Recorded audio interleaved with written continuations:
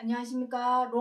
오늘은 로마서 2장 18절의 말씀 살펴보도록 하겠습니다. 율법의 교훈을 받아 하나님의 뜻을 알고 지극히 선한 것을 좋게 여기며, 자, 오늘 이 로마서 2장 18절의 말씀 중에서 율법의 교훈에 대해서 살펴보도록 하겠습니다. 이미 지난 영상을 통해서 수도 없이 율법에 대해서 설명을 드렸습니다. 로마서는 진짜 율법에 대해서 많이 설명을 하고 있습니다. 사도 바울이. 제가 이 로마서를 처음에 택하게 된 이유도 율법을 알아야만이 그 다음 단계인 믿음, 그리스도에 대한 믿음, 하나님에 관한 믿음, 그 믿음으로 나아갈 수 있기 때문에 오늘 이 시간 또 율법에 대해서 살펴보도록 하겠습니다. 그리 어렵지 않습니다. 율법이 무엇입니까? 율법. 자, 각 나라마다 국가마다 다 법률이 있고 규칙이 있고 헌법이 있습니다. 그와 마찬가지로 율법이라고 하는 것은 하나님 나라, 천국, 하나님 나라 천국의 법입니다. 법. 헌법이라고 생각하시면 됩니다. 헌법. 하나님 나라의 로마에 가면 로마 법을 따르라. 우리가 하나님 나라의 백성, 자녀, 아들이 되고자 하시죠. 모든 사람들이 하나님을 믿는 사람이라면 다 천국에 가기를 원합니다. 천국이라고 하는 이 나라 국자죠. 한자로 쓰자면은 나라 국자입니다. 천국입니다. 나라. 엄연히 나라입니다. 나라마다 법이 있듯이 하나님 나라에도 율법이라고 하는 법이 있습니다. 그 법대로 따라야만이 천국, 그 나라에 우리가 갈 수 있고 그 천국 시민이 될 수가 있는 것입니다. 사형에 해당한다고 정하신 죄, 악, 그것을 빨리 버리고 하나님 나라의 법을 지켜 행하여야 되겠습니다. 그렇다면 하나님 나라의 율법, 그 헌법에서 말하고자 하는 명시되어 있는 그 법의 내용이 무엇인가?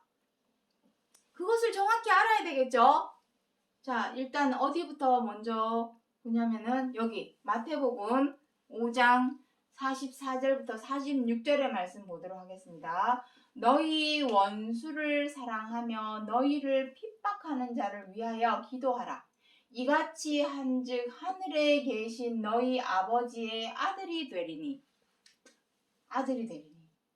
여기서 아들이라는 의미는 성도, 하나님 나라 성도, 자녀, 시민, 백성 다 같은 의미입니다. 그 나라의 시민, 그 나라의 백성이 되고자 원하신다면 어떻게 해야 되겠습니까? 그 나라의 법인 무엇입니까? 원수를 사랑하라. 원수를 사랑하라는 말은 사랑한다는 지난 시간에도 설명을 드렸습니다. 사랑한다는 것은 하나님이 정해놓으신 것과 사람이 생각하는 사랑의 방법은 차이가 있습니다. 사람은 선택적이죠. 선택적 사랑. 내가 좋아하고 사랑하고 마음에 들고 존경하는 사람. 내가 좋아하는 사람만 사랑하는 것이고, 내가 믿고 마음에 안 들고 못마땅하고 언짢은 사람에게는 어떻게 합니까? 미워하고 함부하고 갑질하는 행동을 하죠. 선택적인 사랑을 하지만 하나님은 선택적인 사랑이 아닙니다. 의무적,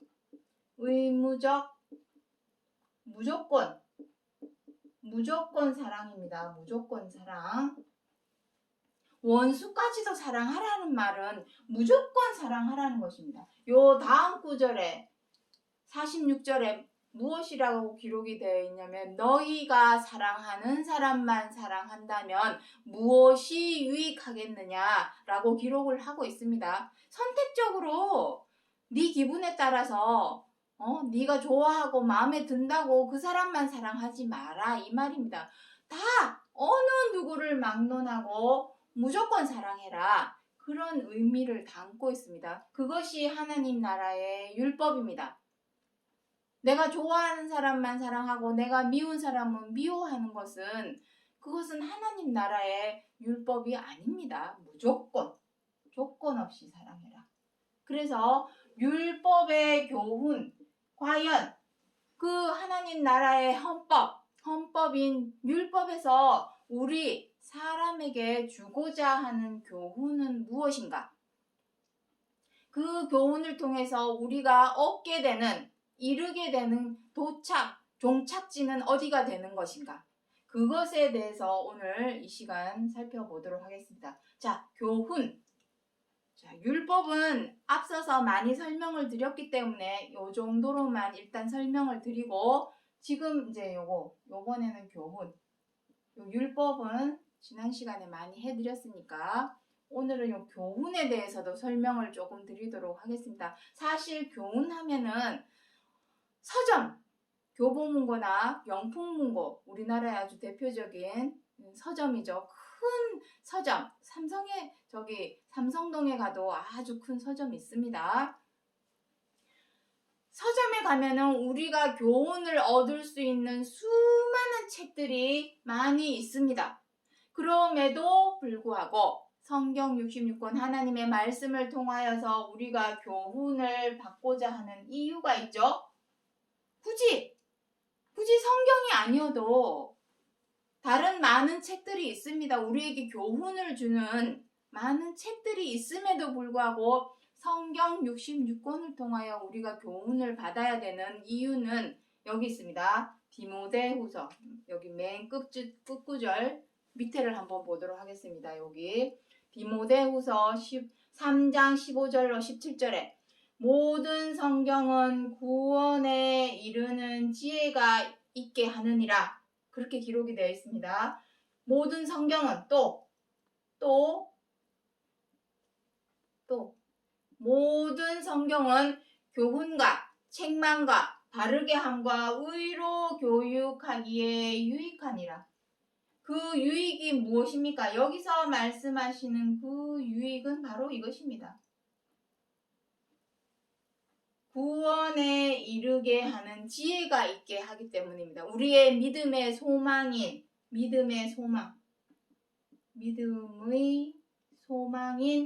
구원에 이르게 하기 때문입니다.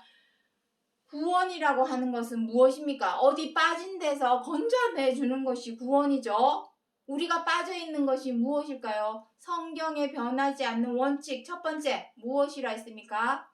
하나님과 사람 사이에 벽과 담이 생겨서 사이를 내게 된 것은, 사이가 멀어지게 된 것은 무엇 때문이다? 죄와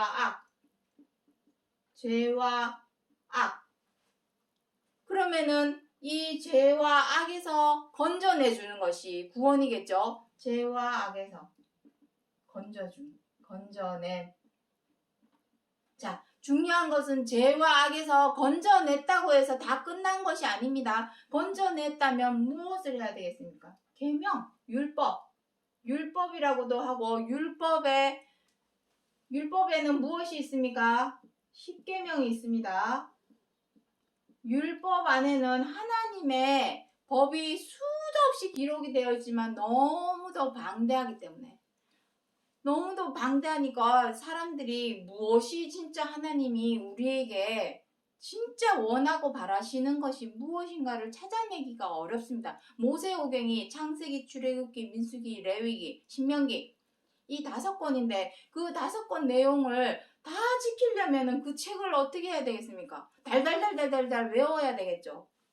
아주 밤낮으로 주경야독을 해야 되겠죠.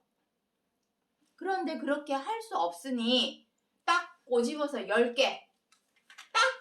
10개만 십계명으로 만들어서 주신 것이 바로 십계명입니다. 율법의 내용이 너무도 방대하기 때문에, 그래서 이 십계명만 잘 지켜도 모든 하나님의 율법을 지켜 행한다라고 볼 수 있는 것입니다.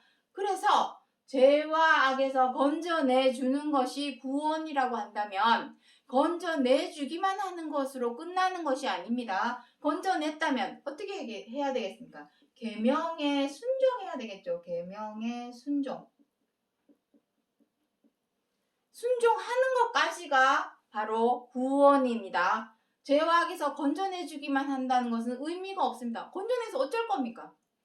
건져냈다면 건져낸 사람을 어떻게 해야 되겠습니까? 쉽게 말해서 탈북한 사람들을 우리나라에 데리고 오기만 하면 뭐합니까? 그 인권도 없고 공산주의 사회주의에서 민주주의로 우리나라에 탈북민이 넘어왔습니다. 건져내준 것이죠. 사회주의에서 건져내 주었습니다. 건져내 주기만 하면 뭐합니까? 살 길을 열어줘야 되겠죠. 그 사람이 살 수 있는 능력을 갖추도록 끝까지 도와줘야 되겠죠. 그와 마찬가지로 죄와 악에서 건져내 주기만 하는 것이 다가 아닙니다. 건져냈다면 계명에 순종할 수 있도록 그 방법과 대안을 가르쳐 줘야 되겠죠. 그럼 그 계명이 무엇입니까? 십계명. 십계명 중에서도 자, 마가복음 여기 나옵니다. 마가복음 12장 31절부터 33절에 이에서 더 큰 계명이 없느니라.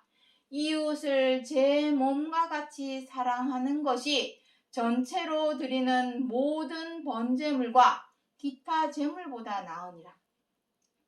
하나님께 예배드리고 헌금 드리는 것보다 무엇이 더 낫다 합니까? 여기서 전체로 드리는 번제물, 기타 제물 하는 것은 하나님께 제사와 희생 제물을 드리는 것입니다. 모세의 율법에. 그것이 오늘날에는 예배와 헌금의 형태로 바뀐 것입니다. 그거보다 나은 것이 무엇이냐? 바로 내 이웃을 내 몸과 같이 사랑하는 것. 이것을 마태복음 22장 37절부터 40절에는 무엇이라 기록을 하고 있냐면 선지자의 강령이니라 라고 기록을 하고 있습니다. 선지자의 강령. 선지자들이 목숨을 걸고 이 계명 하나 지켜 행하기 위해서 행하였던 것이 바로 이웃을 내 몸과 같이 사랑하라. 사랑하되 원수까지 사랑하라. 너를 미워하고 비방하고 함부로하고 갑질할지라도 그 상대방을 미워하지 말고 사랑해줘라. 그 입장과 처지를 헤아려 이해하고 존중해줘라. 그것이 바로 사랑하는 방법입니다. 선지자의 강령, 목숨을 걸고. 성경에는 수많은 사람들이 나오고 있습니다. 선견지명이 있어서 그 시대, 그 세대, 그 수많은 사람들 속에서 하나님의 계명을 지켜 행하기 위해서 목숨까지 걸었던 수많은 사람들이 지키고자 했던 강령은 다른 것이 아니라 바로 서로 사랑하라. 서로 사랑하되 원수까지도 사랑하라고 하신 이 무조건 사랑하라는 것입니다. 밉다고 미워하지 말고, 뜻대로 안 든다고 분노하지 말고, 마음에 안 든다고 비방하지 말고, 못마땅하다고 함부로 대하지 말고, 언짢다고 갑질하지 말고, 그러한 죄와 악에서 빠져나왔다면 계명에 순종해라. 그 계명, 가장 큰 계명, 더 큰 계명 없느니라 했습니다. 가장 큰 계명, 선지자의 강령인 서로 사랑하라 하시는 그 말씀대로 지켜 행하라고 하는 것이 율법에서 주는 교훈입니다. 그래서 여기 오늘 본문의 말씀 다시 한번 보도록 하겠습니다. 그 율법의 교훈을 받아 하나님의 뜻을 알았답니다. 하나님의 뜻은 무엇입니까? 하나님의 뜻이 바로 계명입니다. 계명. 어떤 계명? 가장 큰 계명. 사랑하라고 하시는 것입니다. 그 계명을 로마서 13장 8절로 10절에는 무엇이라 하고 있습니까? 완전한 계명. 율법의 완성. 사랑이 바로 율법의 완성이요 완전한 율법이다 라고 기록을 하고 있습니다. 그 계명. 그리고 지극히 선한 것. 지극히 선한 것이 무엇입니까? 나에게 내 속에 있던 죄로 말미암아, 악으로 말미암아 그동안 못됐고 나쁘고 악한 마음으로 꼬이고 부정적이고 사나움 신성으로 행하였던 것들을 버리고 이제는 착하고 곱고 너그럽고 선한 마음으로 마음을 바꾸어서 행하는 것을 의미합니다. 그렇게 행하라 하는 것이 율법에서 하나님 나라의 헌법인 율법에서 주는 교훈이 되겠습니다. 그 교훈을 우리가 마음에 받아서 지켜 행해야 되는 가장 큰 이유가 무엇일까요?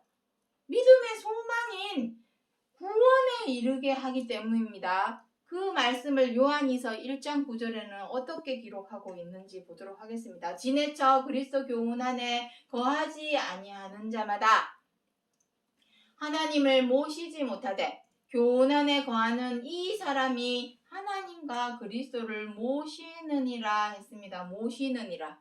모신다고 하는 것은 마음에 모시는 것이죠. 지난 시간에 말씀드렸지만 한 집에 두 주인을 섬길 수 없고 한 몸에 두 마음을 품을 수 없다 했습니다. 그렇다면 우리가 마음에서 제하여 버려야 할 것은 죄와 악이요.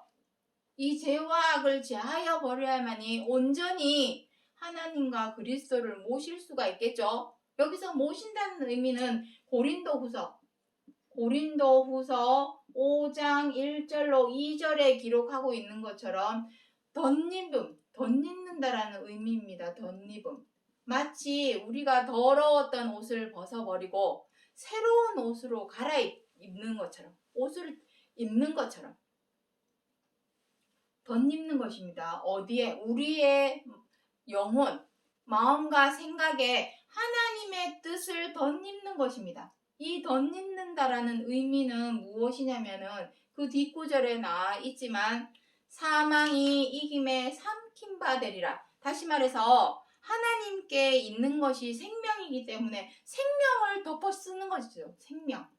생명을 다 빨간색으로 하니까 구분이 안 되네요. 여기 지우고 생명을 덮어쓰. 생명을 덮어쓴다는 의미입니다. 덮어씀. 덧입는다라는 의미가. 그래서 여기 그리스도의 교훈이다라고 하는 것은 왜 그렇게 표현을 하냐면 이 사랑으로 행하는 것. 자,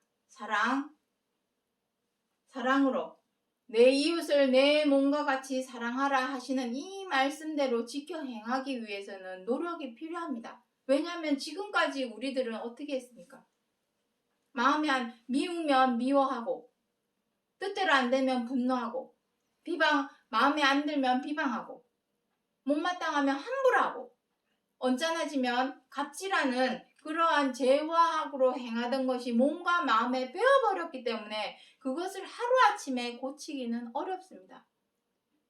마음은 금방 바꿀 수 있죠. 내가 이제는 누굴 미워하던 마음을 변하여서 이제는 사랑으로 행해야 되겠구나.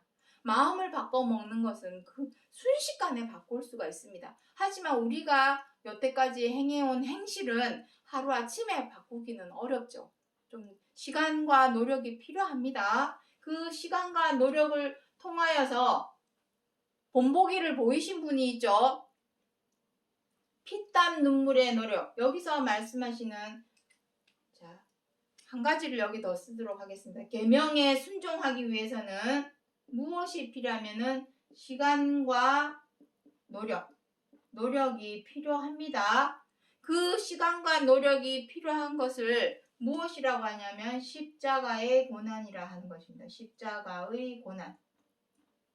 그리스도께서 죄와 악에서 빠져나오기 위한 노력을 통하여 이거는 제가 하는 말이 아니라 어디에 기록이 되어 있냐면 히브리서 5장 7절부터 9절에 기록을 하고 있습니다. 아들이시라도 고난을 받음으로 순종함을 배워서 구원의 근원이 되셨으니 라고 기록을 하고 있습니다. 아들이시라도 그리스도라 할지라도 고난을 통하여 고난을 받으심으로 무슨 고난입니까? 죄와 악에서 빠져나오기 위한 고난. 그 노력, 빠져나오기 위한 노력을 통해야만이 죄와 악을 이겨낼 수 있고 죄와 악을 우리의 몸과 마음에서 온전히 죽여버릴 수가 있기 때문입니다. 그것을 죽여야만이 하나님의 계명에 순종할 수 있게 되고, 그 순종, 계명이 무엇입니까? 사랑으로 행하는 것. 진짜 우리가 마음은 원합니다. 사도 바울이 7장에서 로마서 7장에서 기록하고 있는 것처럼 마음은 선으로 행하기를 원하지만 어떻게 한답니까? 악으로 행하고 있다고 합니다. 오히려 도리어 악으로 행하는도다 라고 기록을 하고 있습니다. 그러했던 마음을 돌이켜서 선으로, 의로, 사랑으로 행하려면 노력이 없이는 되겠습니까? 그래서 그 노력한 것을 몸소 실천하여 본보기를 보이신 것이 바로 십자가의 고난입니다. 그 고난을 통해야만이 계명에 순종할 수 있게 됩니다. 그 계명은 아까 무엇이라 했습니까? 내 이웃을 내 몸과 같이 사랑하라. 사랑하되 원수까지 사랑하라. 무조건 사랑해라 그 말이죠. 그 사랑하라 하는 계명에 순종할 수 있고, 그 순종함이 우리로 구원에 이르게 하는 것입니다. 그 순종함이 구원으로 인도하는 역할을 합니다. 주의 이름을 믿습니다 한다고 구원에 이르는 것이 아닙니다. 믿는다면 어떻게 해야 되겠습니까? 실질적이고 본질적이고 현실적인 행동을 취해야죠. 그 행동은 무엇입니까? 죄와 악에서 먼저 빠져나오기 위한 노력은 해야 되겠죠. 빠져나오게 되었다면 어떻게 해야 됩니까? 계명, 서로 사랑하라 하신 계명에 순종해야 되겠고, 그 순종함이 우리로 구원에 이르게 하는 것이지, 믿는다면. 요한복음 14장 23절에 너희가 나를 사랑하면 내 말을 지키리니, 믿는다면 짓게 행해야 되겠죠. 말로만, 입으로만, 혀로만 믿습니다 한다고 구원에 이르는 것이 절대로 아닙니다.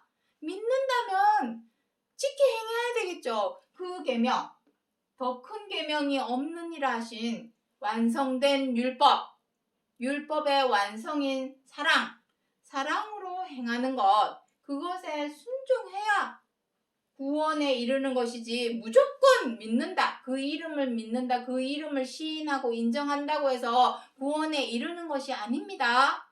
이제는 말로 해먹던 시대는 끝났습니다. 실질적으로 현실적으로, 본질적으로 내가 행동으로 옮겨서 행동을 취해서 그것을 행할 줄 알아야 나에게 실질적인 구원이 오는 것이지, 말만 번지르르 늘어놓는다고 해서 하던 시대는 이제는 끝났습니다. 말로는 누가 못합니까? 정말로.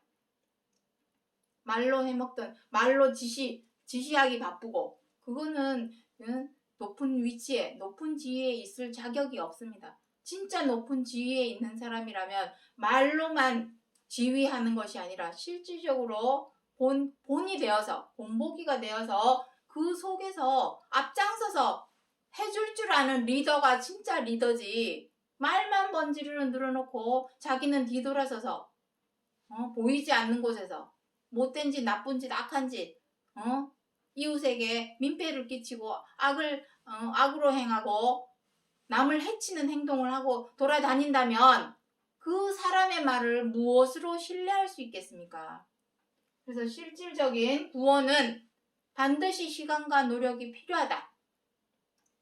그것을 바로 십자가의 고난이다 라고 말씀을 하는 것입니다. 자, 그래서 마지막으로 오늘 여기 제목을 한번 읽어보도록 하겠습니다. 그리스도께서 가라사대 내 교훈은 내 것이 아니요 나를 보내신 이의 것이니라.